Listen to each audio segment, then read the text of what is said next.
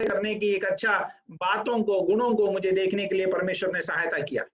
ഈ കർത്താവിന്റെ ദാസനും കുടുംബവും എന്നെ ഒരു സ്വന്തം സഹോദരങ്ങളെ പോലെ ആ സഭയിൽ സ്നേഹിപ്പാനും സൽക്കരിപ്പാനും ഒക്കെ കർത്താവിന്റെ ദാസന് ദൈവം അവസരം കൊടുത്തു.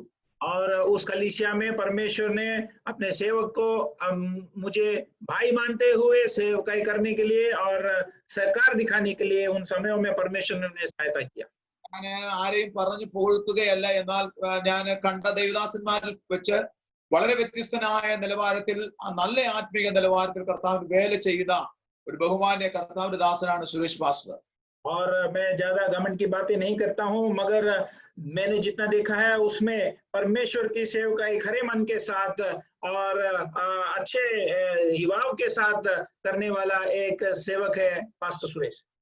എന്നാൽ ഇപ്പോൾ സൂക്ഷിക്കുന്ന സഭയോടുള്ള ബന്ധത്തിൽ IPC എബനേസർ ഗാന്ധിധാം എന്ന സഭയോടുള്ള ബന്ധത്തിൽ എനിക്കും ദൈവവചനമായി നിൽപ്പാൻ ദൈവം ഒരുക്കിയ അവസരങ്ങൾക്കായി ദൈവത്തെ സ്തുതിക്കുന്നു. और आज अभी जो सेवकाई करने वाले उस IPC हेब्रोन कलीसिया के साथ जुड़कर वचन की सेवकाई करने के लिए मुझे भी जो अवसर मिला उसके लिए मैं परमेश्वर को धन्यवाद करता हूँ। കർത്താവിന്റെ ദാസനെയും കുടുംബത്തെയും എന്നെ ശ്രവിക്കുന്ന എല്ലാ ദൈവമക്കളെയും ദൈവം ധന്യമായി അനുഗ്രഹിക്കട്ടെ എന്ന് ഞാൻ പ്രാർത്ഥിക്കുന്നു. परमेश्वर के सेवक और उनके परिवार को और मेरे आवाज को सुनने वाले हर एक भाई बहनों को परमेश्वर आशीष दे करके मैं कामना करता हूँ। എനിക്ക് വേണ്ടി ട്രാൻസ്ലേഷൻ ചെയ്യുന്ന ദേവദാസനെ ഓർത്ത് ഞാൻ കർത്താവിനെ സ്തുതിക്കുന്നു. और मेरे बातों को तर्जुमा करने वाले भाई को भी मैं परमेश्वर को धन्यवाद करता हूँ। ദൈവവചനം നമ്മളെ ജീവിപ്പിക്കുന്നതാണ്. परमेश्वर की वचन हमें जिलाता है। ഇപ്പോ ഈ ദൈവവചനം നമ്മൾ പ്രസംഗിക്കുമ്പോൾ അനേക കിലോമീറ്റർ അകലെ അനേക രാജ്യങ്ങളിൽ നിന്ന് ദൈവമക്കൾ ഈ വചനം ശ്രവിക്കുന്നുണ്ട്. और इस वचन जब हम सुन रहे हैं, अनेक राज्यों में से, अनेक जगहों में से परमेश्वर के वचन आज सुन रहे हैं। നമ്മുടെ ദൈവത്തിന്റെ ഒരു പ്രത്യേകതയുള്ളത്, ദൈവത്തിന്റെ പേരെന്ന് പറയുമ്പോൾ ദൈവം സർവ്വവ്യാപി എന്നാണ് ദൈവത്തിന്റെ പേര് പറയുന്നത്.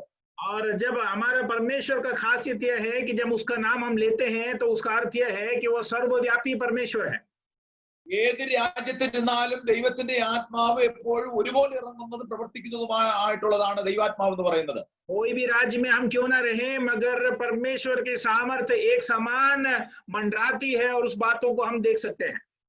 ഒരു കാര്യം ഇന്ന് പകൽക്കാലം നമ്മൾ മനസ്സിലാക്കണം. एक बात आज सुबह के समय हमें समझना है, ഈ അടുത്ത സമയങ്ങളിലെല്ലാം ആലയം അടഞ്ഞു കിടക്കുകയാണ്.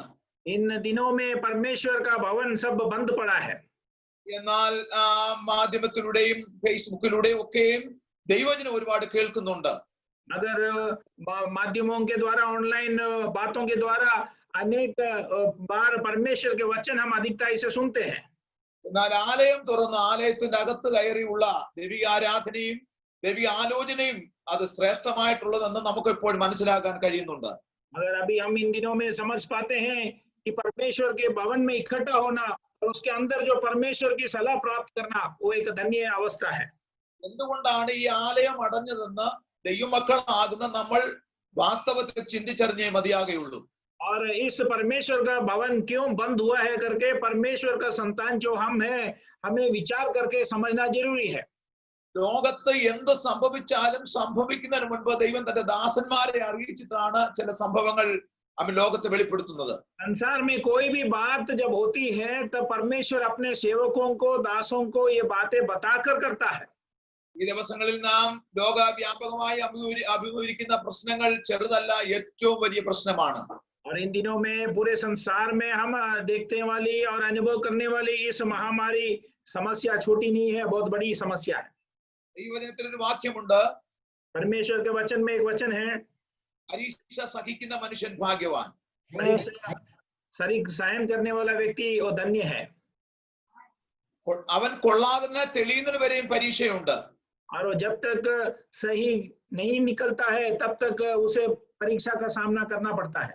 ഈ പരീക്ഷ ദൈവം അറിയാതെ അല്ല എന്ന് ദൈവമക്കൾ വാസ്തവമായി മനസ്സിലാക്കണം. परमेश्वर का जन इस बात को समझना है कि परमेश्वर के अनजान से ये परीक्षा उनके हमारे जिंदगी में नहीं आती है।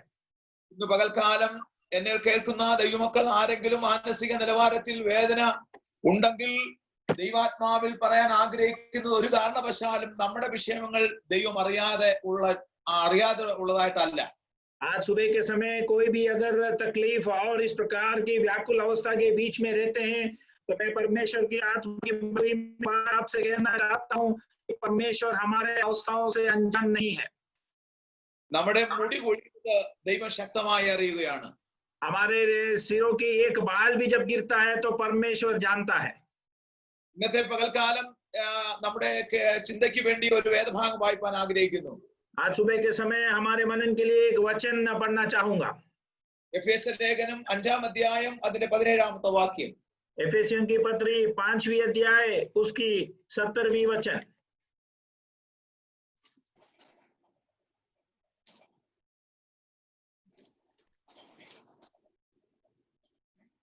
എഫേസ്യർ 5-ാം അധ്യായം 17-ാം വാക്യം. ആകയാൽ ഞാൻ കർത്താവിൽ സാക്ഷീകരിച്ചു പറയുന്നത് എന്തെന്നാൽ ജാതികൾ തങ്ങളുടെ യത്നബുദ്ധി അനുസരിച്ച് നടക്കുന്നത് പോലെ നിങ്ങൾ ഇനി നടക്കരുത്. ഒരു വാക്യം കൂടെ പരിശുദ്ധാത്മാവ് എന്നെ കാണിക്കുന്ന ഒരു ഭാഗം ഇതാണ്. എബ്രായ ലേഖനം 10-ാം അധ്യായം അതിന്റെ 35-ാമത്തെ വാക്യം. और दूसरा एक और वचन मुझे पवित्र आत्मा दिखा रहा है, इब्रानियों की पत्री 10वीं अध्याय उसकी 35वीं वचन। എബ്രായ ലേഖനം 10-ാം അധ്യായം 35-ാമത്തെ വാക്യം. इब्रानियों की पत्री 10वीं अध्याय उसकी 35वीं वचन। सो अपना हियाव ना छोड़ो क्योंकि उसका प्रतिफल बड़ा है। അപ്പൊ ഇന്ന് പകൽക്കാലം പരിശുദ്ധാത്മാവ് നമുക്ക് തരാൻ തുടങ്ങുന്ന ദൈവവചനം എന്ന് പറയുമ്പോൾ आज सुबह के समय पवित्र आत्मा हमें देने वाली वचन के बारे में जब हम बताते हैं, വചനം ആരുടെയും ഇഷ്ടത്തെ പ്രസംഗിക്കാനുള്ള ഒരു അധികാരം ഉള്ള വചനമല്ല. और वचन किसी के भी इच्छा के अनुसार प्रचार करने वाली बात नहीं है। വചനം അവരവരുടെ ഇഷ്ടം പോലെ കൈകാര്യം ചെയ്യാൻ കഴിയുന്നതുമല്ല. और वचन अपने अपने इच्छा के अनुसार हम उसके अनुसार उसे मोड़ कर नहीं कर सकते हैं। വചനം ദൈവത്തിന്റെ അധികാരമാകുന്ന ഇരുവാൾത്തലയുള്ള വാളാണ്. और वचन जो है वो परमेश्वर का अधिकार है और दो धारी तलवार है। അപ്പൊ വചനം പ്രസംഗിക്കുന്ന ദൈവമക്കളോട്, ദൈവദാസന്മാരോട്, സകലരോടും എനിക്ക് പറയാൻ കഴിയുന്നത് വചനം ദൈവത്തിന്റെ അധികാരമാകുമ്പോൾ അത് മുഖപക്ഷം കൂടാതെ ദൈവജനം പ്രസംഗിക്കാൻ നാം ബാധ്യസ്ഥരാണ്. और जो वचन प्रचार करने वाले सेवक जब वचन प्रचार करते हैं तो मुझे उनसे कहने के लिए एक ही वचन है, एक ही बात है, वो परमेश्वर का अधिकार होने के कारण बिना कोई पश्चाताप करते हुए, बिना कोई भेदभाव हुए हमें सेवकाई करना है। അതിന് കാരണം എന്ന് പറയുമ്പോൾ ഈ വചനം 66 പുസ്തകം നമുക്ക് ആശ്വാസം തരുന്ന പുസ്തകമാണ്. और उसका कारण ये है कि इस वचन के 67 पुस्तकें हमें शांति देती है। നമ്മുടെ വിഷയങ്ങൾക്ക് സകല വിഷയത്തിനും മറുപടി ഈ 66 പുസ്തകം നമുക്ക് തരുന്നുണ്ട്. हमारे सारे समस्याओं का जवाब इस 68 पुस्तक में हमें मिलती है। എന്നാൽ മറ്റൊരു കാര്യം കൂടെ നാം ഇന്ന് പകൽക്കാലം ശ്രദ്ധിക്കേണ്ടത്, मगर दूसरी एक बात आज सुबह के समय हमें ध्यान देना है, ഈ പുസ്തകം നമ്മെ ന്യായം വിധിക്കുന്ന പുസ്തകവുമാണ്. यह पुस्तक जो है हमें न्याय करने वाली पुस्तक है। മുഖം നോക്കാത്തൊരു ന്യായവിധി ദിവസം നമുക്ക് ഉണ്ടെന്ന് നാം മനസ്സിലാക്കണം. और एक दिन हमारे लिए न्याय का दिन है करके हमें समझना है। അതുകൊണ്ട് ഈ പുസ്തകത്തെ വളരെ ഭയത്തോടെ കൂടെ വേണം നാം ഇതിനെ കൈകാര്യം ചെയ്യേണ്ടത്. और इसलिए बड़ी भय के साथ, आदर के साथ इस पुस्तक को हमें व्यवहार करना है। നമ്മൾ രണ്ടാമത് വായിച്ച ദൈവവചനം എന്ന് പറയുമ്പോ हमने दूसरी बार वचन जो पढ़ा है, അവിടെ ആമേൻ സ്തോത്രം, അവിടെ വ്യക്തമായി നമുക്ക് കാണാൻ കഴിയുന്നത് बड़ी साफ रीति से हम इस बात को देख सकते हैं, ദൈവത്തിന്റെ ഇഷ്ടവും परमेश्वर का इच्छा, അതിന്റെ ആശയങ്ങൾ നമ്മൾ പഠിച്ചാൽ നമ്മുടെ ഇഷ്ടവും തമ്മിലുള്ള വ്യത്യാസത്തെ കുറിച്ച് കാണാൻ കഴിയുന്നുണ്ട്. और हमारे इच्छाओं के बीच में जब हम पढ़ते हैं तब हम उसके बीच का जो अंतर है वो हम समझ सकते हैं। ദൈവ ഇഷ്ടത്തെ കുറിച്ച് നാം പഠിച്ചു കഴിഞ്ഞാൽ ദൈവ ഇഷ്ടം നമ്മളിൽ നടക്കണമെങ്കിൽ ഏറ്റവും സഹിഷ്ണുത ആവശ്യമാണ്. और जब हम परमेश्वर की इच्छा के बारे में हम सीखते हैं तब परमेश्वर की इच्छा हमारे जिंदगी में पूरा होना है तो हमें सहन शक्ति के साथ रहना है। നമ്മുടെ സമയത്തല്ല ദൈവത്തിന്റെ ഇഷ്ടം നടക്കുന്നത്, ദൈവത്തിന്റെ സമയത്താണ് നമ്മുടെ ദൈവത്തിന്റെ ഇഷ്ടം നടക്കുന്നത്. हमारे समय में परमेश्वर की इच्छा हमारे जिंदगी में पूरा नहीं होती है, मगर परमेश्वर की समय के अनुसार परमेश्वर की इच्छा हमारे होती है। നമ്മുടെ ദൈവത്തിന് ഒരു പ്രത്യേകത ഉള്ളത്, നമ്മുടെ ദൈവത്തിന് നല്ല മനസ്സലിവുണ്ട്. और हमारे परमेश्वर का खासियत यह है कि वो दयालु है। ദൈവം വാഗ്ദത്തം പറഞ്ഞാൽ അവൻ തരികയില്ല എന്ന് പറയില്ല, തരാമെന്ന് പറഞ്ഞാൽ തരുന്ന ദൈവം തന്നെയാണ്. जब परमेश्वर वायदा देता है कि मैं दूंगा, तो वो कभी नहीं दूंगा नहीं करता है, वो देता ही है. പക്ഷേ ആ ദൈവത്തിന്റെ വാഗ്ദത്ത സമയം വരെ കാത്തിരിപ്പാൻ നമുക്ക് സഹിഷ്ണുത ആവശ്യമാണെന്ന് പൗലോസ് വ്യക്തമായി എബ്രായ ലേഖനത്തിൽ വിളിച്ചു പറയുകയാണ്. मगर इब्रानियों के पत्री में प्रेरित पौलुस इस बात को हमें याद दिलाता है कि उस परमेश्वर के समय तक हमें बात जो जरूरी है. ദൈവത്തെ കുറിച്ച് നാം കൂടുതലായി പഠിച്ച് മനസ്സിലാക്കി കഴിഞ്ഞാൽ നമ്മളെ പോലെ അവൻ ധൃതിയുള്ള ഒരു വ്യക്തിയല്ല ദൈവം എന്ന് പറയുന്നത്. परमेश्वर के बारे में जब हम सीखते हैं तो इस बात को समझ पाएंगे कि हमारे समान जल्दबाजी करने वाला परमेश्वर नहीं है. ദൈവം ദൈവത്തിന്റെ സമയത്ത് മാത്രമേ ദൈവത്തിന്റെ പ്രവൃത്തികൾ വെളിപ്പെടുത്തുകയുള്ളൂ. परमेश्वर केवल उसके समय के अनुसार ही उसके क्रियाओं को प्रकट करता है. അതിനിടയിൽ വെച്ച് നാം സ്തോത്രം ഈ വാഗ്ദത്തം പ്രാപിക്കേണ്ടതിന് വേണ്ടി നാം സഹിഷ്ണുതയോടെ അതിനായി കാത്തിരിക്കണം. और इसीलिए उसके बीच में परमेश्वर के उस वायदाओं को पाने के लिए हमें सहनशीलता के साथ जीना. ഇന്ന് പകൽ അവൻ എന്നെ ശ്രമിക്കുന്ന ദൈവമക്കളോട് പറയാൻ കഴിയുന്നത്, നിങ്ങളുടെ പ്രാർത്ഥനയ്ക്ക് മറുപടിയായി ദൈവം തന്റെ ദൂതനെ അയക്കാൻ സമയം എടുക്കുന്നു. और आज सुबह के समय परमेश्वर के जनों के बीच में मुझे ये संदेश पहुंचाना है कि आपके प्रार्थना के उत्तर के रूप में നല്ല ശുദ്ധീകരണത്തോടെ പ്രാർത്ഥിച്ചവർക്ക് ഒരു പ്രതീക്ഷയോടെ കാത്തിരിക്കാം. ദൈവവാഗ്ദത്തങ്ങൾ താമസമെന്നെ വരാൻ സമയമെടുക്കുന്നു. मन में पवित्रताई के साथ जो लोग प्रार्थना किए हैं वे उस बात का उम्मीद कर सकते हैं कि परमेश्वर जल्द ही उस प्रार्थनाओं के विषय में उत्तर भेजने वाला है. എഫേസ്യ ലേഖനം പഠിക്കുമ്പോഴും നമുക്കവിടെ കാണാൻ കഴിയുന്നത് നമുക്ക് ലഭിക്കേണ്ട ദൈവ വാഗ്ദത്തം. एफेसियों के पत्री जब हम पढ़ते हैं तो हम परमेश्वर की उन वायदाएं जो हमारे लिए उपलब्ध है उस बातों के बारे में सीख सकते हैं. നമുക്ക് നാം പ്രാപിക്കേണ്ട ദൈവിക വാഗ്ദത്തങ്ങൾ പ്രാപിക്കുവാൻ ഒരിക്കലും നാം ബുദ്ധിഹീനരായി തീരരുത്. और हमारे लिए उपलब्ध उस परमेश्वर की वायदाओं को प्राप्त करने के लिए हम कभी भी निर्बुद्धि के कारण नहीं बने. പൗലോസിന്റെ 14 ലേഖനങ്ങൾ നാം ശക്തമായി പഠിക്കുമ്പോൾ പൗലോസ് തീവ്രതയോടെയാണ് 14 ലേഖനങ്ങൾ എഴുതിയത്. और जब हम प्रेरित पौलुस के 14 प्रेरितों के उस पुस्तकों को जब हम पढ़ते हैं तब हम समझ सकते हैं कि बहुत तीव्रता के साथ उस 14 लेखकों को उन्होंने लिखा. എന്നാൽ ഈ 14 ലേഖനങ്ങൾ എഴുതിയതിൽ ചില ലേഖനങ്ങൾ പൗലോസ് എഴുതിയത് കാരാഗൃഹത്തിൽ കിടന്നാണ്. इस पत्रियों में से कुछ पत्री वो बंदीगृह में रहकर लिखा. എന്നാൽ ഈ കാരാഗൃഹത്തിൽ കിടക്കുന്ന പൗലോസിന് ചില ലേഖനങ്ങൾ കാരാഗൃഹത്തിൽ കിടന്ന് എഴുതുവാൻ ദൈവം അതിന് അവസരങ്ങളെ കൊടുത്തു. और इनमें से कुछ पत्रियों उन्होंने बंदीगृह में पड़े रहते हुए लिखने के लिए परमेश्वर ने उसे പൗലോസിനെ പഠിച്ചു കഴിഞ്ഞാൽ പൗലോസ് ദൈവസന്നിധിയിൽ എടുത്ത ഉടമ്പടി സാധാരണ ഉടമ്പടി അല്ലായിരുന്നു. पौलुस के बारे में जब हम सीखते हैं तो हम इस बात को समझ पाते हैं कि परमेश्वर के सामने उसने जो निर्णय लिया है वो आम. അതുകൊണ്ട് പൗലോസ് കാരാഗരം കണ്ടിട്ട് കാരാഗരത്തിന്റെ അവസ്ഥ കണ്ടിട്ട് പൗലോസ് കരഞ്ഞില്ല. और इसीलिए बंदीगृह में रहते समय उसकी अवस्था के बीच में उसने रोया नहीं. എന്ന് വെച്ചാൽ കാരാഗരം തനിക്കൊരു സന്തോഷകരമായി മാറിയിട്ട് ദൈവവചനം എഴുതുവാനും നമുക്ക് ജീവിക്കുവാനും തന്നിലൂടെ വെളിപ്പെട്ട ദൈവിക വെളിപ്പാടാണ് നാം പ്രസംഗിക്കുന്ന വചനം. अर्थात कारागृह की अवस्था में उसने कभी व्याकुल या चिंतित नहीं रहा. वो उस अवस्थाओं में भी परमेश्वर में आनंद मनाया और हमारे लिए के कारण ठहरने के अनेक बातों को उन अवस्थाओं में उसने ഫിലിപ്പീന്റെ കാരാഗൃഹത്തിൽ കിടന്ന് പൗലോസ് വ്യക്തമായി പറയുന്നത്, നിങ്ങൾ എപ്പോഴും സന്തോഷിപ്പിൻ. फिलिपियों के समय उस कारागृह में रहकर उस बंदीगृह में रहकर वो इस प्रकार कहता है कि आप हमेशा आनंद मनाओ.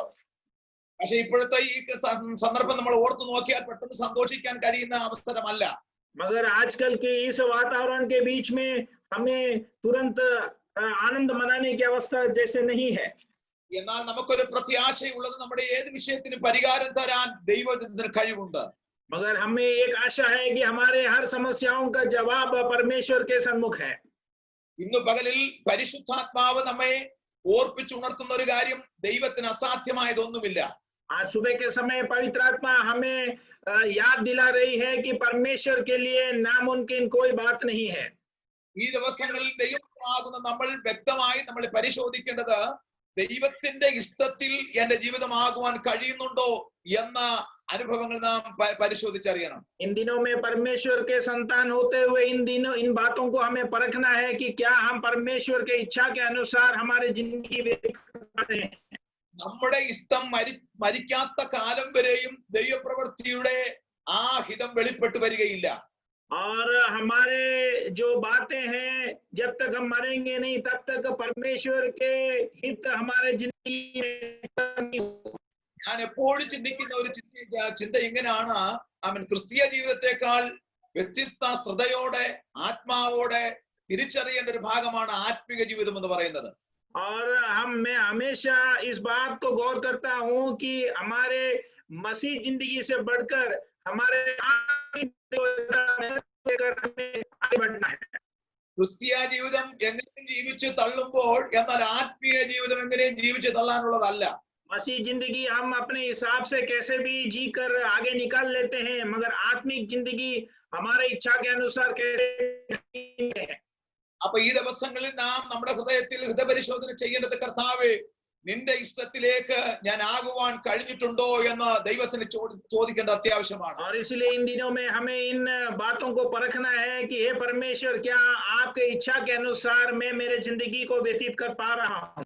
എബ്രായ ലേഖനത്തിൽ നാം വായിച്ചപ്പോൾ ഇവിടെ കാണാൻ കഴിയുന്നത്, അതുകൊണ്ട് മഹാപ്രതിഫലം എന്ന സാധാരണ പ്രതിഫലമല്ല, മഹാപ്രതിഫലമുള്ള നമുക്ക് നമ്മുടെ ധൈര്യം തള്ളിക്കളയരുത്. और इसीलिए हमने जिस प्रकार इब्रानियों में पढ़ा कि सो अपना हिवाव ना छोड़े क्योंकि उसका प्रतिफल बड़ा है। आम साधारण प्रतिफल नहीं, बड़ा प्रतिफल है।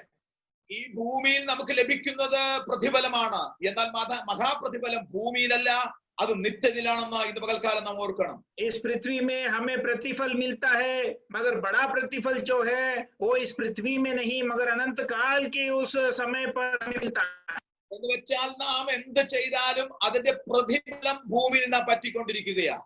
अर्थात हम जो भी बातें करते हैं उसका प्रतिफल इस पृथ्वी में हमें मिलता है।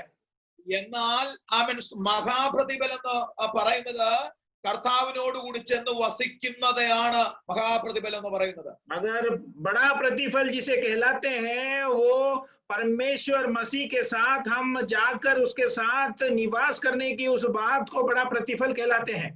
അപ്പൊ ഇന്ന് പകൽക്കാലം എന്നെ കേൾക്കുന്ന ദൈവമക്കളോട് എനിക്ക് പറയാൻ, ഒരു ദൈവദാസൻ എനിക്ക് പറയാൻ കഴിയുന്നത്, മഹാപ്രതിഫലമുള്ള നമുക്ക് ഈ സ്തോത്രം ഈ നേരിടുന്ന പ്രശ്നങ്ങളുടെ മധ്യേ ഹൃദയം ക്ഷീണിച്ചു പോകാതിരിക്കാൻ ദൈവത്തോട് നാം അടുക്കേണ്ട സമയമാണ്.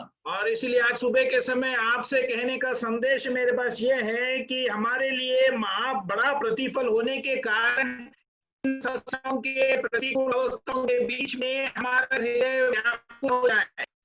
ഈ കാലഘട്ടം നമുക്ക് നമ്മളെ തന്നെ ഹിതപരിശോധന ചെയ്യേണ്ട കാലഘട്ടമാണ്.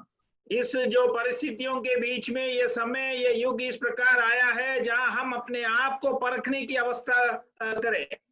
നാം ഇന്നത്തെ ഈ സന്ദർഭങ്ങൾ, ഈ സാഹചര്യങ്ങൾ പരിശോധിച്ച് നോക്കിയാൽ നാം എല്ലാത്തിലും ഫ്രീ ഉള്ളവരായി മാറി. और आजकल के जिस परिस्थितियों में हम आ पहुंचे हैं, अगर हम परखें तो हम समझ सकते हैं हर बात के लिए हमारे पास समय उपलब्ध है। കാരണം ആത്മിക ആരാധനയില്ല, क्योंकि आत्मिक सभाएं नहीं है, തിരുമേശ എന്ന സത്യമില്ല, प्रभु बोझ मेज हमारे बीच की सेवकाई नहीं है, മറ്റു കുടുംബ ആരാധനയില്ല, और पारिवारिक सभाएं नहीं है, മറ്റു സ്പെഷ്യൽ ആരാധനയില്ല, कोई भी प्रकार की सभाएं नहीं चल रही हैं। ഇതെല്ലാം നടന്നുകൊണ്ടിരിക്കുന്ന സമയത്താണ് ഈ ആലയം അടയാനിട വന്നത്. और ये सब जब चल रही थी उसके बीच में देखिए परमेश्वर का भवन बंद हो गया। ഇപ്പോഴുള്ള സന്ദർഭങ്ങളെ നാം വ്യക്തമായി പരിശോധിച്ചു നോക്കിയാൽ സകലത്തിനും നമുക്ക് സ്വാതന്ത്ര്യം ലഭിച്ചിരിക്കുകയാണ്. अगर आजकल की समय या इस अवस्थाओं को जब हम परखते हैं तो हम जान सकते हैं कि हर बात के लिए हमें आजादी है। എന്നാൽ ഈ സമയങ്ങളെ ദുർവിനിയോഗം ചെയ്യാത്തവന് മാത്രമേ ആ മഹാപ്രതിഫലത്തിലേക്ക് ചെന്നെത്താൻ കഴിയുകയുള്ളൂ. मगर इन समयों का जो दुरुपयोग नहीं करेगा वे ही केवल उस महा बड़ा प्रतिफल की ओर जा पाएगा। ഞാൻ ദൈവശബ്ദം പറയാൻ ആഗ്രഹിക്കുന്നത് ഇങ്ങനെയാണ്, परमेश्वर की आवाज संदेश इस प्रकार मैं आप तक पहुंचाना चाहता हूं। ഈ കാലങ്ങളിൽ ദൈവം തന്റെ ഭക്തന്മാരെ ശുദ്ധീകരണത്തോടെ വേർതിരിച്ചുകൊണ്ടിരിക്കുകയാണ്. इन समयों में परमेश्वर अपने भक्तों को पवित्रताई के साथ अलग कर रहा है। അതിനൊരു വാക്യം ഇങ്ങനെയുണ്ടല്ലോ, इस प्रकार एक वचन हम देख सकते हैं, മുൻപന്മാർ പിൻപന്മാർ പിൻപന്മാർ മുൻപന്മാർ. जो आगे थे वो पीछे हो गए और जो पीछे रहते थे वो आगे आ गए। ഈ ദിവസങ്ങളിൽ നാം അറിയാതൊരു ശുദ്ധീകരണം നമ്മുടെ അന്തരാത്മാവിന്റെ നടുവിൽ നടന്നുകൊണ്ടിരിക്കുകയാണ്. इन दिनों में हमारे जाने बगैर हमारे अंतरात्माओं में एक शुद्धिकरण और एक पवित्रताई की बातें हो रही है। എന്ന് വെച്ചാൽ യഥാർത്ഥമായി അറയിൽ അവൻ കടന്ന് വാതിലടച്ച് പ്രാർത്ഥിക്കുന്നവൻ ആരാണെന്ന് തെളിയിക്കുന്ന ദിവസങ്ങൾ വിദൂരമല്ലാതെ ദൈവത്തിന്റെ പ്രവൃത്തികൾ ചലിക്കാൻ പോകുകയാണ്. अर्थात सच्चे रूप में कमरे के अंदर प्रवेश करके बंद करके प्रार्थना कौन करता है करके आने वाले दिनों में परमेश्वर की क्रियाएं है। ചില പ്രാർത്ഥനകൾക്ക് മറുപടി തടസ്സമായെന്ന് തോന്നിയാലും നാം യഥാർത്ഥമായി പ്രാർത്ഥിച്ച പ്രാർത്ഥനയുടെ മറുപടി ദൈവം തരിക തന്നെ ചെയ്യുന്ന ദൈവമാണ്. कुछ प्रार्थनाओं का उत्तर हो सकता है हमें लगता होगा कि वो आ नहीं रहा है, वो रुक गया है, मगर अगर हमने खरे मन के साथ प्रार्थना किया है तो उसका उत्तर परमेश्वर जरूर देगा। നമ്മുടെ ദൈവത്തിന് മറ്റൊരു പ്രത്യേകതയുള്ളത്, ദൈവം നമുക്ക് തരാമെന്ന് പറഞ്ഞ വാഗ്ദത്തം തന്നിട്ട് അവന് കൊടുത്തല്ലോ എന്ന് ചിന്തിക്കുന്ന ദൈവമല്ല നമ്മുടെ ദൈവം.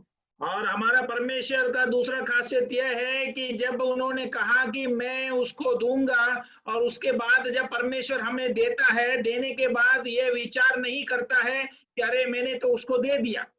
പക്ഷെ ഒരു കാര്യം ഇന്ന് പകൽ എന്നെ കേൾക്കുന്ന ദൈവമക്കളോട് പറയാൻ കഴിയുന്നത്, കർത്താവേ എന്റെ ഇഷ്ടം എനിക്ക് ലഭിക്കേണ്ട വാഗ്ദത്തങ്ങൾക്ക് തടസ്സമാണെങ്കിൽ, ഹല്ലേലൂയ, എന്റെ ഇഷ്ടത്തിൽ നിന്ന് എന്റെ കർത്താവ് എന്നോട് എന്ത് സംസാരിക്കുന്നു അവയിൽ ഞാൻ പിന്മാറാൻ ഞാൻ ആഗ്രഹിക്കുന്നു.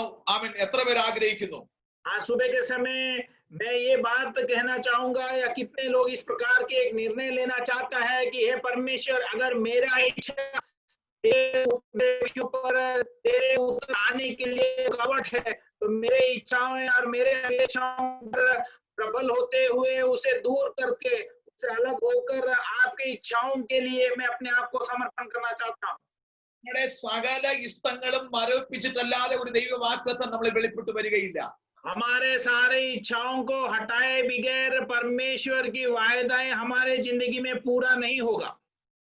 ഇപ്പൊ ഉദാഹരണത്തിന് നാം വചനം ഒന്നും കൂടെ പഠിച്ചു കഴിയുമ്പോൾ നമുക്ക് കാണാൻ കഴിയുന്നത്, अगर उदाहरण के रूप में परमेश्वर का वचन हम फिर एक बार पढ़कर हम सीखते हैं तो इस बात को देख सकते हैं, നമ്മളുടെ ഇഷ്ടം ഭരിക്കാത്ത കാലങ്ങളിലും നാം ദൈവത്തോട് യാചിച്ചു കൊണ്ടിരിക്കുകയാണ്.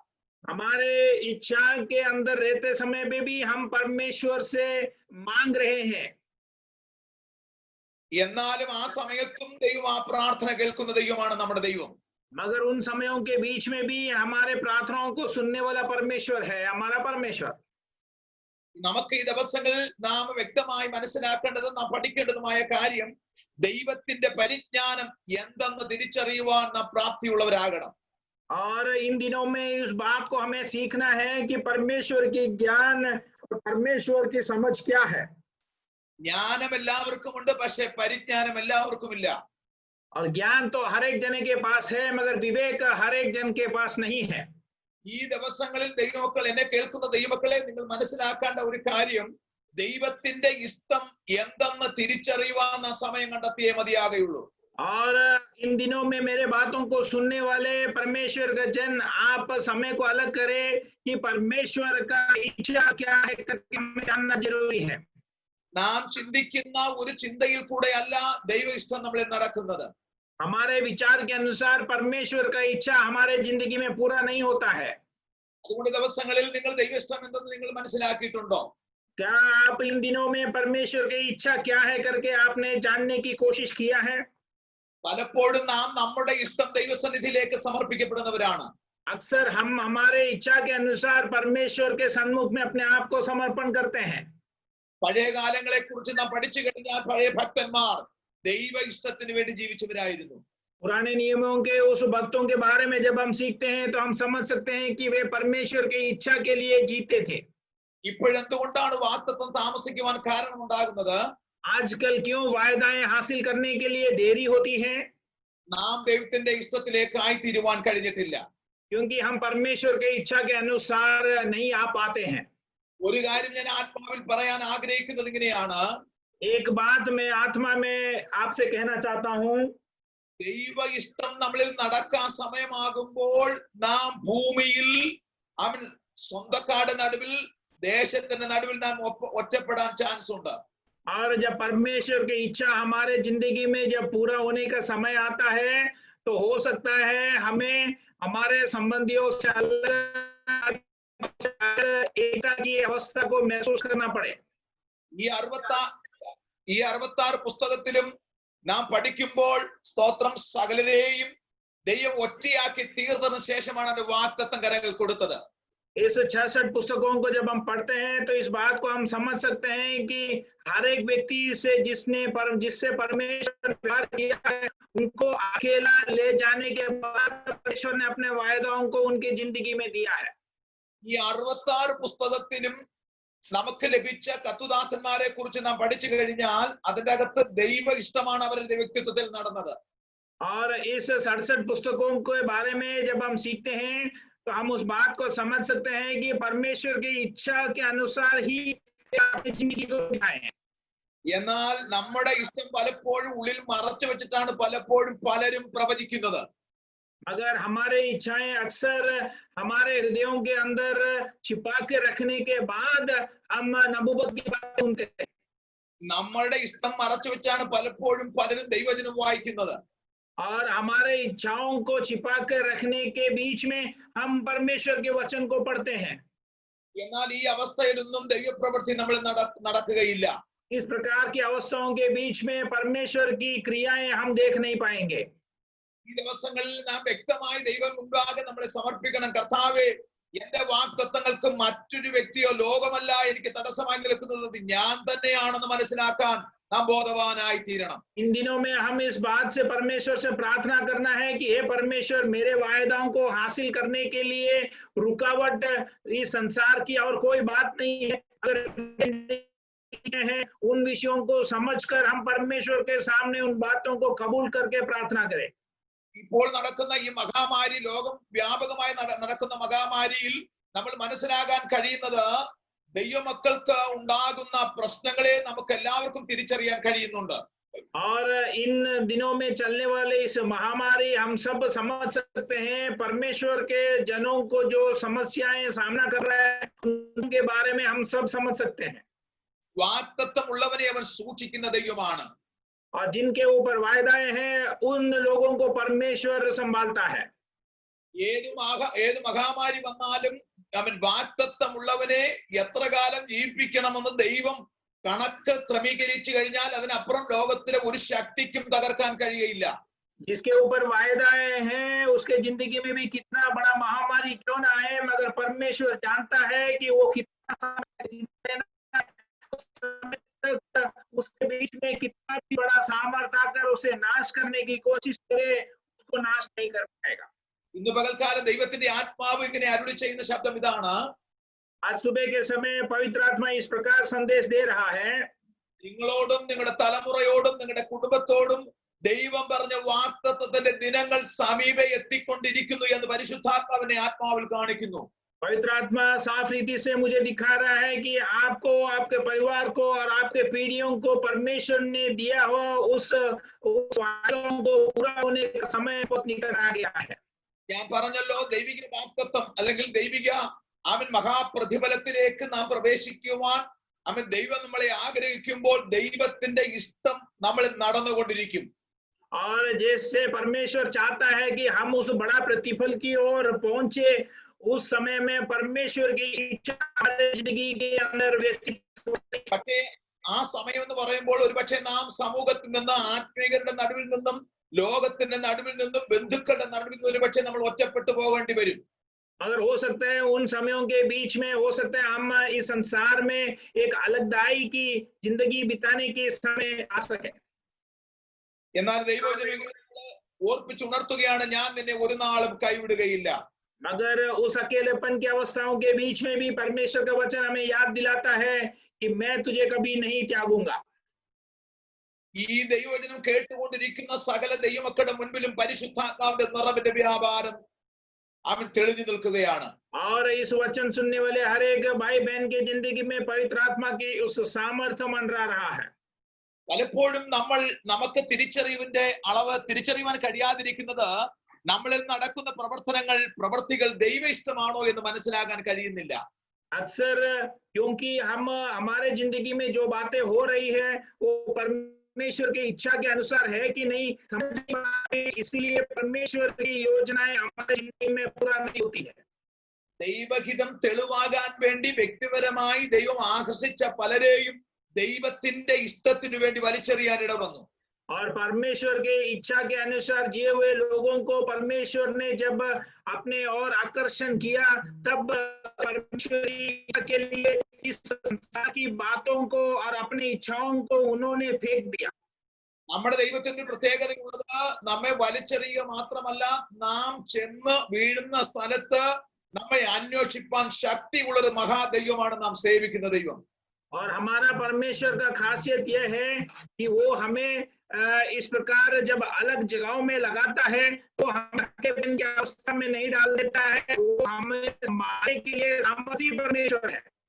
ദൈവത്തിന്റെ ഇഷ്ടം വാസ്തവമായി നടക്കേണ്ടതിന് വേണ്ടിയാണല്ലോ ആദിമ പിതാക്കന്മാരാകുന്ന ആദാഹവ്വമാരെ ദൈവം സൃഷ്ടിച്ച് ഏദനിലേക്ക് ആക്കി. और परमेश्वर अपनी इच्छा को पूरा करने के लिए प्रथम मान उस व्यक्ति आदम और हव्वा को उस वाटिका में सजा रखा. എന്നാൽ ഏദനിലാക്കിയ ആദം ഹവ്വയോട് ദൈവത്തിന്റെ ഉദ്ദേശം എന്ന് പറയുന്നത് ദൈവം ആക്കിയ സ്ഥാനത്ത് അവർ വിശ്വസ്തരായി നിൽക്കാനാണ് ദൈവം ആഗ്രഹിച്ചത്. और जब उस वाटिका में परमेश्वर ने आदम और हव्वा को सजा कर रखा, तो परमेश्वर ने इस इच्छा के साथ रखा कि वे एकदम व्यवहारिक होकर हरे मन के साथ वहां ठहरेंगे. നമുക്ക് ഇങ്ങനെ ചിന്തിക്കാം, ഒരു പക്ഷേ ദൈവത്തിന്റെ വാഗ്ദത്ത ശബ്ദം അവർ കേട്ട് ഒരുപോലെയാണ് അവർ ആ ഏദനിലേക്ക് പ്രവേശിച്ചത്. और हम इस प्रकार विचार करेंगे कि परमेश्वर की उस आवाज को सुनकर परमेश्वर के उस इच्छा के अनुसार जो आवाज एक समान उस वाटिका में प्रवेश किया. അപ്പൊ ഇന്ന് പകൽക്കാലം നാം വ്യക്തമായി മനസ്സിലാക്കേണ്ടത് ഏറ്റവും വലിയ വാഗ്ദത്തം അല്ലെങ്കിൽ മഹാപ്രതിഫലം നമുക്ക് ലഭിക്കുന്നത് കുടുംബജീവിതത്തിലൂടെയാണ്. और आज सुबह के समय इस बात को हमें समझना है कि पारिवारिक जिंदगी के द्वारा परमेश्वर की उस सबसे वायदा को हम हासिल कर सकते हैं. അന്നും ഇന്നും കുടുംബങ്ങളെയാണ് പിശാചിന്റെ വിരൽ ചൂണ്ടുന്നത്. उन दिनों में और आज भी पारिवारिक लोगों को और परिवारों को शैतान. എന്നാൽ ദൈവത്തിന്റെ ഇഷ്ടം നടക്കേണ്ടതിന് വേണ്ടി അവരെ തോട്ടത്തിലാക്കിയ സ്ഥാനത്തെ അവർ നിലനിൽക്കാതിരിക്കാൻ പിശാച് അവിടെ അരികിലേക്ക് ചെന്നു. मगर देखिए, परमेश्वर की इच्छा को पूरा करने के लिए परमेश्वर ने जिस वाटिका पर उनको रखा था, वहां परमेश्वर की इच्छा वे नहीं के बीच में आता है. മനുഷ്യൻ സന്ദർഭങ്ങളിൽ അവന്റെ മനസ്സ് മാറ്റുന്നവനാണ് മനുഷ്യൻ എന്ന് പറയുന്നത്. मनुष्य जो है संदर्भ के अनुसार अपने बातों को और अपने अवस्थाओं को बदल रखता है. എന്നാൽ ദൈവത്തിന്റെ മനസ്സ് നമ്മളെ പോലെ സദാകാലവും മാറി മറിയുന്ന ഒരു മനസ്സല്ല ദൈവത്തിന്റെ മനസ്സെന്ന് പറയുന്നത്. अगर देखिए, परमेश्वर का मन जो है वो हमारे मन के अनुसार बदलता नहीं है. ഈ ആദവും ഹവ്വമാരെ ഏദനിലാക്കിയതിനു ശേഷം അവരുടെ പ്രവൃത്തികൾ എങ്ങനെയെന്ന് തിരിച്ചറിയേണ്ടതിൽ ദൈവം അവരെ വീക്ഷിക്കുകയായിരുന്നു. और इस आदम और हव्वा को परमेश्वर ने उस वाटिका में लगाकर उनका क्रिया किस प्रकार है करके समझने के लिए परमेश्वर गौर करके. എന്നാൽ അവർ വലിയൊരു ഉടമ്പടി ചെയ്ത് ജീവിക്കാൻ വേണ്ടി ആഗ്രഹിച്ച സന്ദർഭങ്ങളെ പിശാച് തിരിച്ചറിഞ്ഞു. देखिए, उन्होंने एक अच्छा निर्णय लेकर एक जिंदगी की शुरुआत करने के लिए उनकी जो इच्छाएं थी उन बातों को शैतान ने पहचान लिया. അവർ ദൈവത്തിൽ നിന്ന് പ്രാപിച്ചെടുത്ത ദൈവിക വാഗ്ദത്തങ്ങളെ തകർക്കുവാൻ ഇടവന്നു. और उन्होंने परमेश्वर के से पाया हुआ उस परमेश्वर के वायदाओं को शैतान ने नाश कर दिया. എന്നാൽ ദൈവം കൊടുത്ത ദൈവത്തിൽ നിന്ന് പ്രാപിച്ചെടുത്ത ദൈവ തേജസ് നഷ്ടപ്പെട്ടു എന്ന് അവർ പ്രഖ്യാപിക്കാതെ ദൈവത്തിന് മനസ്സിലായി അവിടെ തേജസ് നഷ്ടപ്പെട്ടു പോയെന്ന്. और परमेश्वर के ओर से प्राप्त किया हुआ उस परमेश्वर की महिमा उनके क्रियाओं के द्वारा उनको ही मालूम होने पहले उनको मालूम होने तक उनको ये मालूम हो गया उनके क्रियाओं के द्वारा നമ്മുടെ ദൈവത്തിന് പ്രത്യേകത ഉള്ളത് അവൻ കൊണ്ടെത്തിച്ച് നിർത്തുകയും ചെയ്യും. ആമേൻ സ്തോത്രം. നമ്മളെ തിരക്കുകയും ചെയ്യുന്ന ദൈവമാണ് നമ്മുടെ ദൈവം.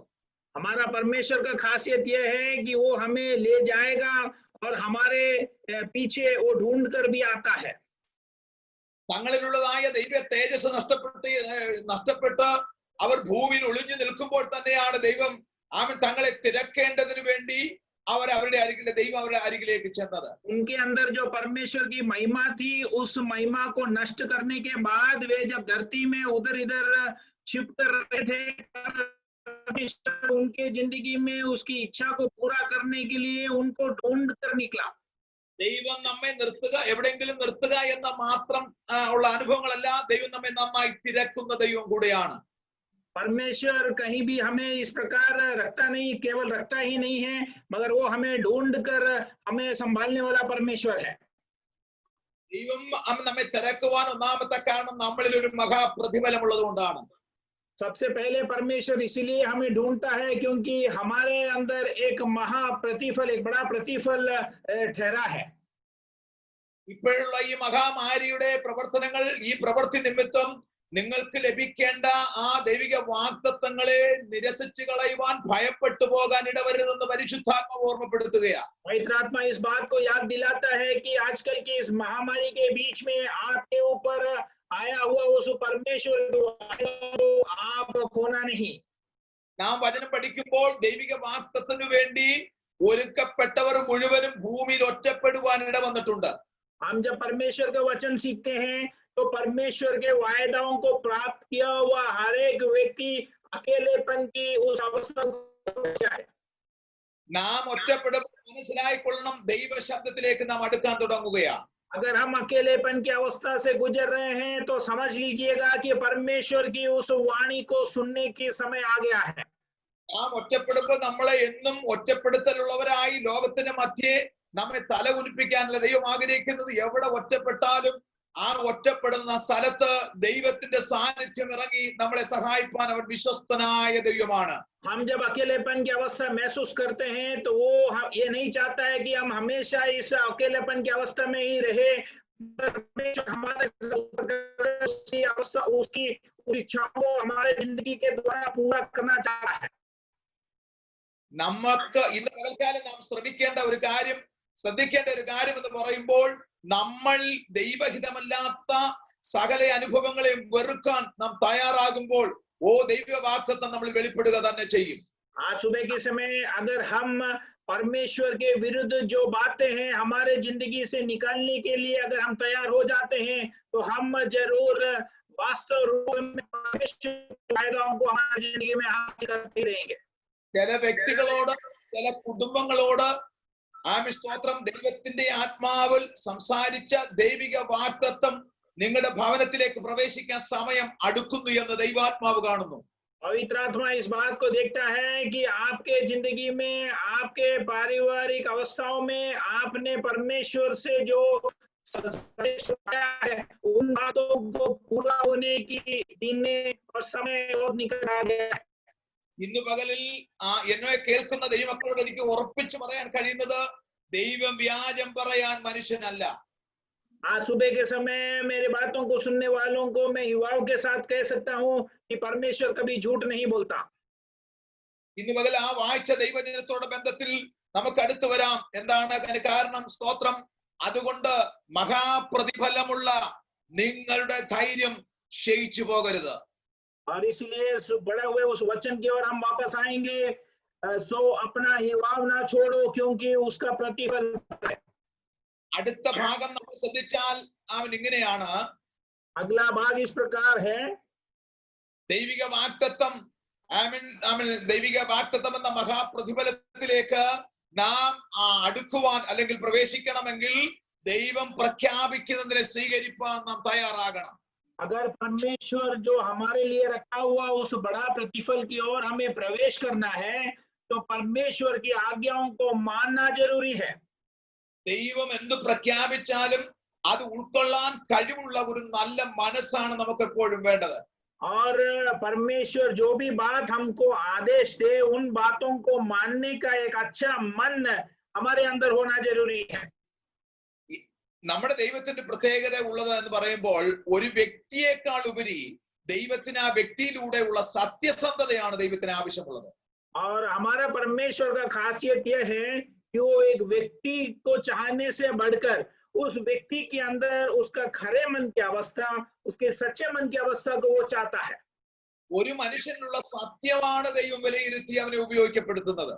एक व्यक्ति के अंदर जो सच्चाई है उस सच्चाई का वो नापते हुए उसे उपयोग करता है।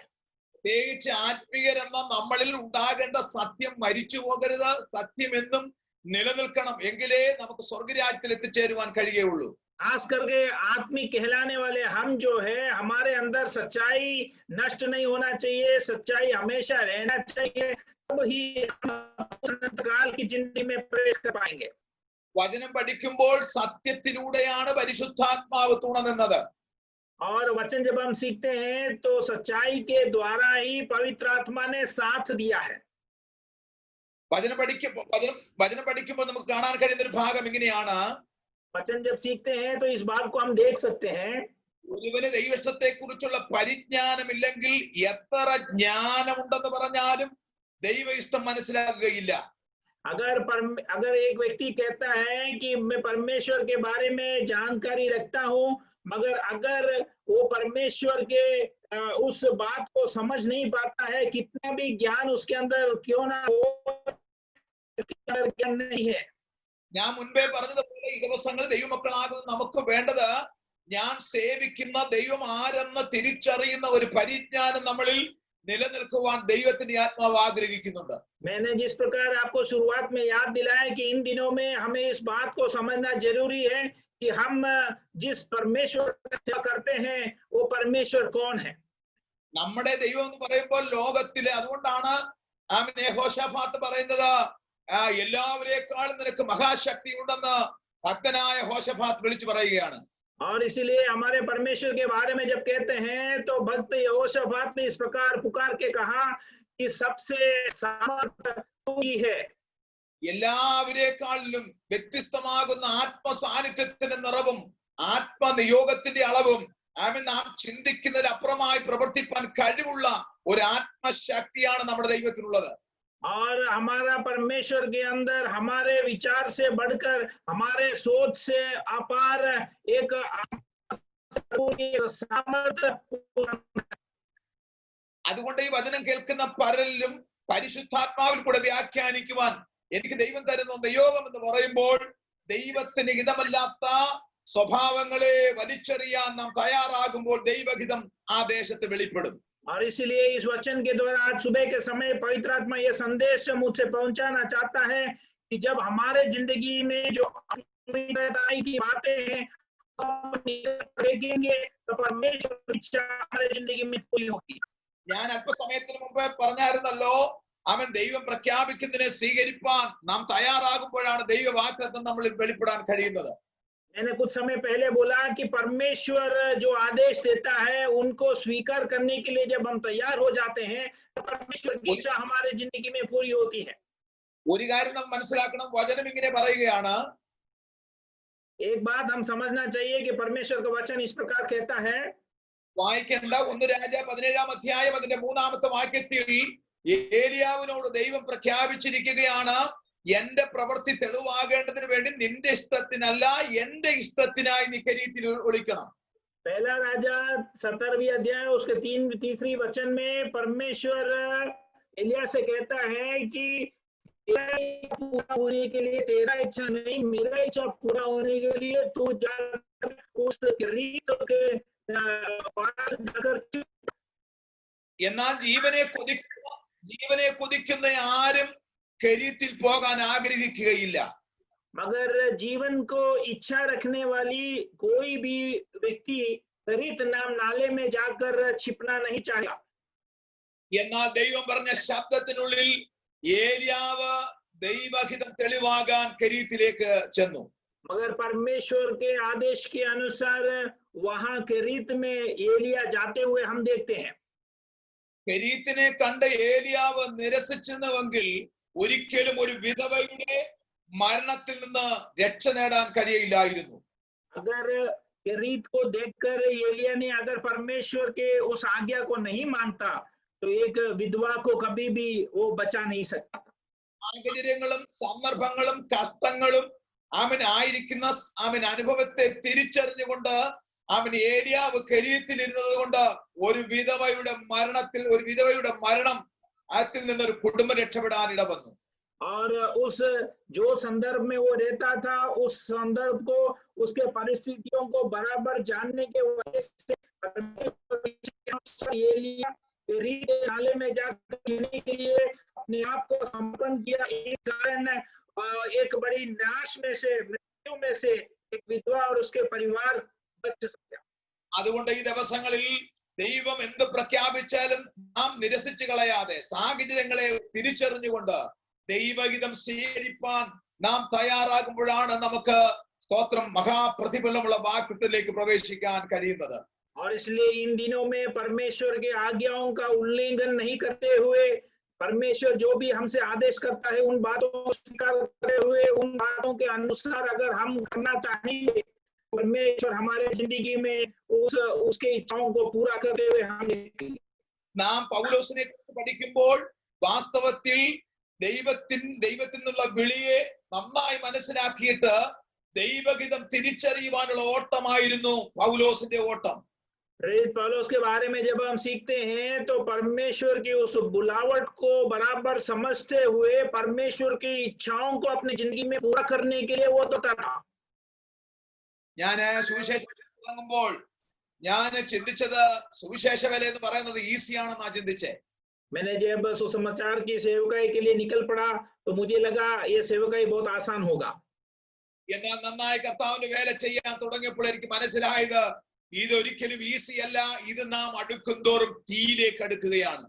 और जब सेवकाई में मैं आगे बढ़ा तब मुझे समझ में आया कि ये सेवकाई बहुत सरल नहीं है और जितना हम इसके अंदर उतरते और नजदीक आ रहे हैं। അപ്പോൾ ഈ ദിവസങ്ങളിൽ നാം ഇപ്പോൾ അഭിമുഖീകരിക്കുന്ന സകല പ്രശ്നങ്ങളെയും അതിനെ സഹിഷ്ണുതയോടെ സ്വീകരിച്ചുകൊണ്ട് ഒരു ദൈവിക വാഗ്ദത്തത്തിന് വേണ്ടി നാം കാത്തിരുന്നാൽ തീർച്ചയായിട്ടും നമുക്ക് ലഭിക്കാൻ പോകുന്ന മഹാപ്രതിഫലം നമ്മുടെ കണ്ണിൽ കാണുമെന്ന് പരിശുദ്ധാത്മാവ് ഓർമ്മപ്പെടുത്തുകയാണ്. और इसलिए पवित्र आत्मा आज सुबह के समय हमें याद दिला रहा है कि हमारे इर्द गिर्द की अवस्थाओं को हमारे परिस्थितियों को ज्यादा ध्यान नहीं देते हुए अगर अपने आप को हम समर्पण करते हैं तो परमेश्वर की उस बड़ा क्रियाओं को हमारे जिंदगी पूरा होते हुए हम देखने वाले हैं। നാം അപ്പോസ്തല പ്രവൃത്തി വായിക്കുമ്പോൾ നമുക്ക് അവിടെ കാണാൻ കഴിയുന്നതും പ്രാർത്ഥനക്കാരനാകുന്ന പത്രോസിനെ മരണത്തിലേക്ക് ഏൽപ്പിക്കപ്പെടുന്നത് പോലെ കാരാഗ്രഹത്തിൽ അടയ്ക്കപ്പെടാൻ ഇടവന്നു. और हम प्रेरितों के काम में देखते हैं कि पत्रोस को वे उधर देखिए वो बंदी गृह में बंद कर रहा है। പക്ഷേ പത്രോസിനെ കാരാഗ്രഹത്തിൽ ഇട്ടതൊന്നും പത്രോസിന് വിടുതലില്ല എന്നും ദൈവം നന്നായി അറിഞ്ഞുകൊണ്ട് ദൈവത്തിന്റെ സമയം വരെയും പത്രോസ് കാരാഗ്രഹത്തിൽ കിടന്നേ മതിയാകുള്ളൂ. और देखिए पत्रोस के जिंदगी में परमेश्वर की इच्छाओं को पूरा करने के लिए परमेश्वर के समय तक पत्रोस को बंदी गृह में पड़ा रहना ही पड़ेगा। ലോകത്തിന് പ്രാർത്ഥനക്കാരനെ ബന്ധിക്കാൻ കഴിയയില്ല. इस संसार देखिए प्रार्थना करने वाले व्यक्ति को कभी भी बांध नहीं सकता है। ലോകത്തിന് പ്രാർത്ഥനക്കാരനെ കൊല്ലുവാൻ കഴിയയില്ല. तो संसार कभी भी प्रार्थना करने वाले व्यक्ति को मार नहीं सकता है।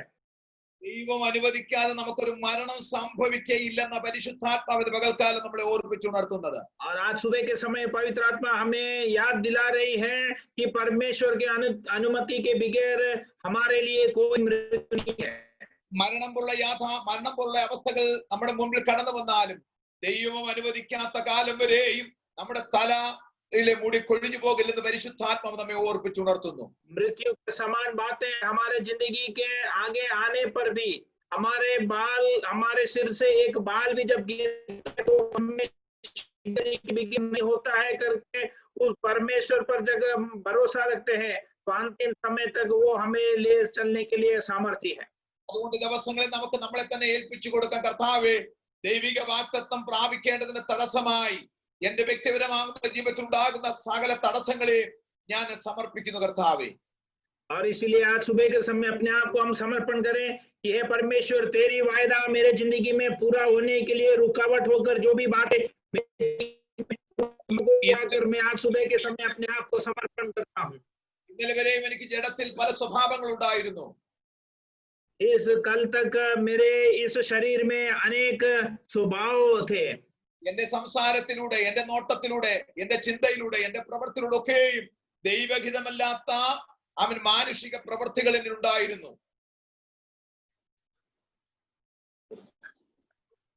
और मानसिक तौर से मेरे अनेक शारीरिक अवस्थाएं और आदतें मेरे इस शरीर में थी. എന്നാൽ എല്ലാം ഞാൻ ദൈവമുൻപിൽ ദൈവസന്നിധിയിലേക്ക് എന്നെ തന്നെ ഞാൻ സമർപ്പിക്കുന്നു.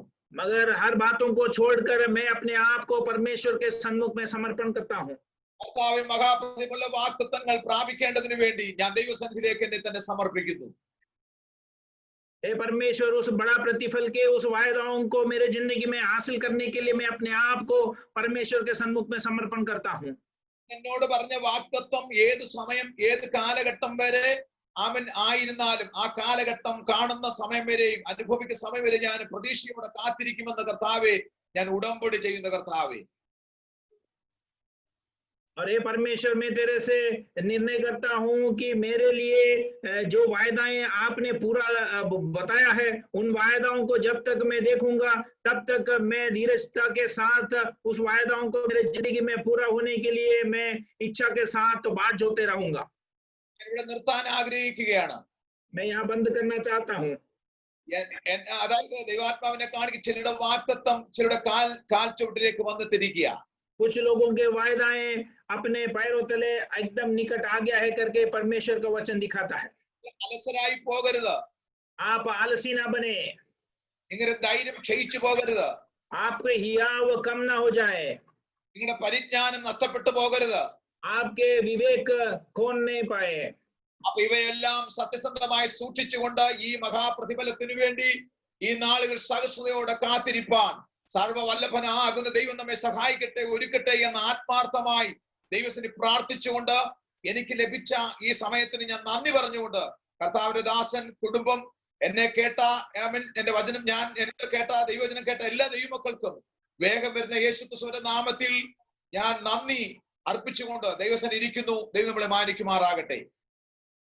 इन दिनों में परमेश्वर ने हमारे लिए रखा हुआ उस वायदाओं को पूरा होते हुए देखने के लिए, हमारे जिंदगी में उस बड़ा प्रतिफल को पाने के लिए हम अपने आप को समर्पण करते हुए युवाओं के साथ, धैर्य के साथ, हम के साथ बाट जोड़ने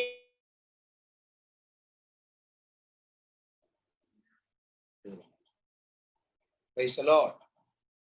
सेवका वचन की सेवका करने के लिए मौका देवा परमेश्वर को धन्यवाद करते हुए सारे बातों को मानते हुए मैं मेरे बातों को बंद करना चाहूंगा. ട്രാൻസ്ലേഷൻ ചെയ്ത പ്രിയ അച്ചായനും നന്ദി പറയുന്നു. ദൈവം അനുഗ്രഹിക്കുമാറാകട്ടെ.